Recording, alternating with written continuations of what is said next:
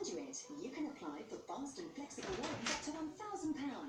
We know that life can throw up the unexpected, and your choices may be limited.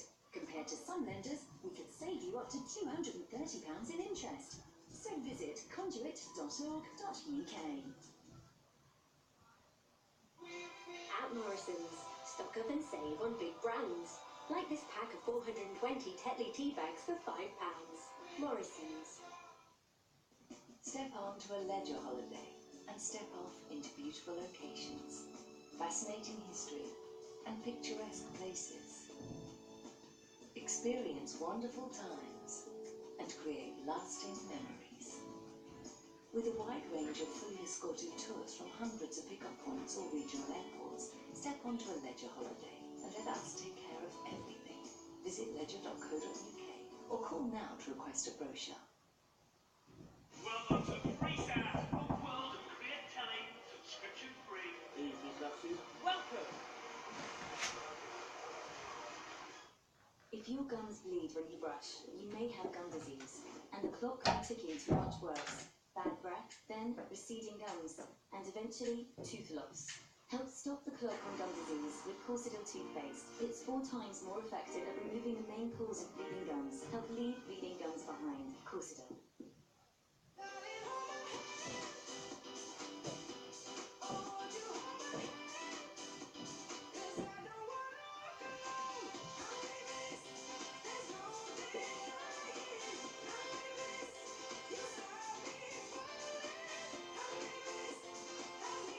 Your Abjuratal Protected Holiday now for just £60 deposit. Jet2 Holidays. Package holidays you can trust. Live tomorrow on ITV, presenter Alexander Armstrong joins Good Morning Britain from 6. Find out why he's taking on one of the world's most dangerous mountains. At 8:25, Dan Wooten looks ahead to the Brit Awards 2019. That's on the rain. On the Jeremy Kyle Show tomorrow at 9:25, there's adoption surprises. This morning is back tomorrow at 10:30 as Alison Hammond will be making dreams come true for Hugh Jackman. And tomorrow lunchtime, business dragon Deborah Mead is on Loose Women. That's from 12:30. Now the ITV news in the Calendar region with Christine Talbot and Duncan Wood.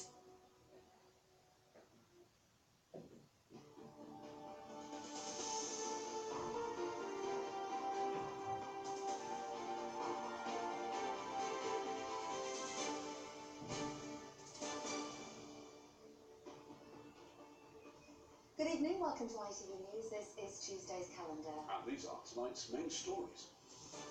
Pressures on the front line. 1 in 5 ambulance workers in part of our region has had to take time off because of stress.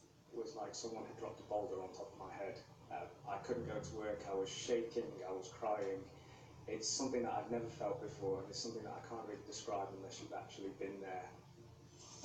Don't let her back. The daughter of a couple killed in the Manchester Arena bombing says the ISIS bride should not be allowed to return to the UK. There's already so many questions whether this country did enough to stop the suicide bomber at Manchester, and I don't think this country can afford for more risk.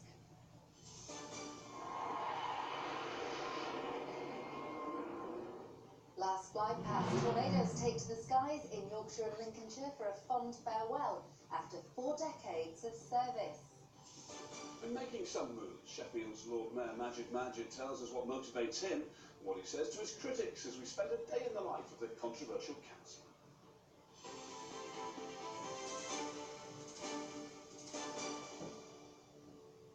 First tonight, almost 1 in 5 paramedics working for East Midlands Ambulance Service has had time off work for stress, anxiety, depression or other psychiatric illnesses in the past year. Well, the way the data is collected doesn't state whether time is off for work-related or personal reasons, but the headlines continue to tell us stories of NHS workers are feeling this strain of an increasingly pressured job. EMAS says it's committed to all staff's mental health and has taken a proactive approach to improving things, investing in new staff, training and vehicles. Nancy Cole has our main story this evening. A few last-minute checks before the first call of the night shift. The team have no idea what the next 12 hours have in store. Everyone in this service signs up knowing that sure they're going to see something that nobody should really see, unfortunately. You can't talk to somebody else about the death of a child and understand those feelings and those emotions that they've got. Ambulance crews face trauma on a daily basis, on top of staff shortages, pressure to meet response targets, routinely long shifts, and the emotions of dealing with sick patients and their families. We go to jobs which are very, very serious, and there are some very, very unwell people out there who genuinely need a lot of help really quickly. And having that pressure where there's only possibly one or two of you on a vehicle to attempt to make sure this person stays alive long enough for them to get to hospital can be quite stressful. Data analysed by ITV News reveals that pressure is taking its toll on staff. Almost 1 in 5 paramedics from East Midlands Ambulance Service took time off due to stress, anxiety or other mental health conditions in the 12 months leading up to September last year, adding up to more than 6,000 working days lost. Daniel, who's worked at EMAS for 3 years, took time out after one day things got too much. It was like someone had dropped a boulder on top of my head. I couldn't go to work, I was shaking, I was crying. It's something that I've never felt before, and it's something that I can't really describe unless you've actually been there. And I phoned my boss up here, he came up to me, he sat with me for an hour, he made referrals for me, he made sure I was safe, and he said, you know what, come back when you are in a fit and ready state to come to work. Daniel was back in work within days. EMAS says it's taken a proactive approach to staff mental health, signing up to Mind Charity's Blue Light Support Project and employing a dedicated chaplain, the only one within an ambulance service in the UK. We recognise there's a stigma of mental health and we're doing something about it.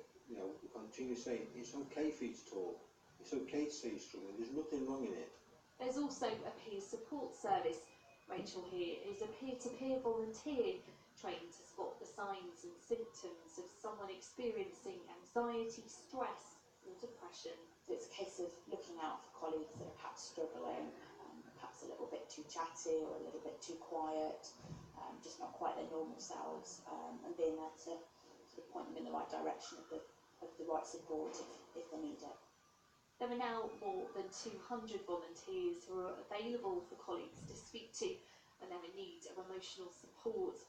Back on the night shift, one job down with 10 hours left to go. Whatever the rest of the night has in store, they know it's important to talk.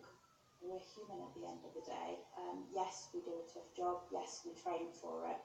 But, you know, trying to make sure we process our emotions from those difficult jobs is something that we need to keep a check on. Nancy Cole with that report. Next, the daughter of a York couple killed in the Manchester Arena terror attack has urged Britain not to let the ISIS bride Shamima Begum return, saying this country can't afford more risk. Alex Chris and her young sister Patricia were orphaned when their parents were killed in the blast in 2017. Well, today, Alex spoke to ITV after Shamima Begum said Western airstrikes against Syria were a fair justification for the attack on the Manchester Arena. John Hill reports.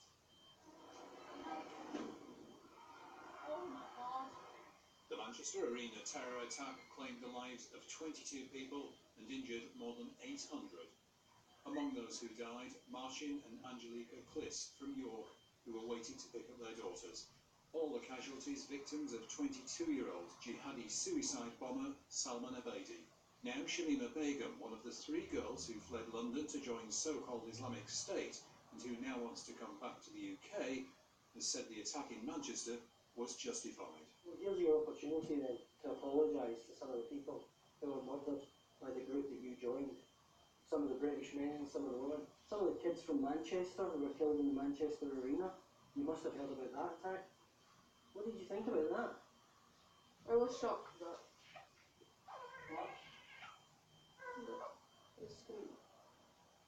you know, like kids actually, but it's a two-way thing, really.